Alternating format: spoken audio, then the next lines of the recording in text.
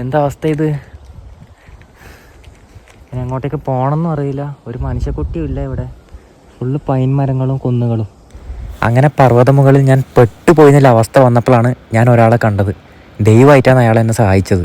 സത്യം പറയുകയാണെങ്കിൽ അയാൾ എന്നെ ഒരു കാറ് കയറ്റി വിട്ട്. Ma'am explore village next video upload my Kerala friends.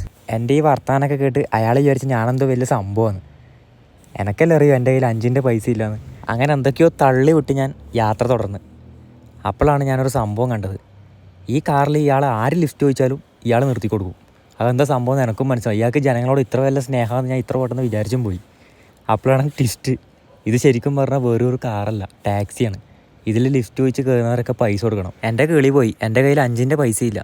പക്ഷെ ഞാൻ ആ കാറ് കയറിയപ്പം അയാളെ കയ്യിലുള്ള പൈസ എനിക്ക് ഇങ്ങോട്ട് തന്നു. അതിൻ്റെ ഇടയിൽ വേറൊരു ട്വിസ്റ്റ്. ഞാൻ ആ യാത്രക്കിടയിൽ അയാളോട് പറഞ്ഞിട്ടുണ്ടായിരുന്നു, ഞാൻ വലിയൊരു ഇൻഫ്ലുവൻസറാണ്, നിങ്ങളെ നല്ല മനസ്സ് ഞാൻ നമ്മുടെ നാട്ടുകാരെ മൊത്തത്തിൽ കാണിക്കുന്നു. സത്യത്തിൽ അയാൾക്ക് നല്ല മനസ്സാണ്. കാരണം എന്താ വെച്ചാൽ സാധാരണ കാറ് കയറിയ പൈസ അങ്ങോട്ട് കൊടുക്കണം. ഇയാൾ പൈസ എനിക്ക് ഇങ്ങോട്ട് തന്നു. ആ ഒരു സ്നേഹം എന്നാലും ഞാൻ മറ്റവനെ മറക്കൂല കേട്ടോ. Thank you, by.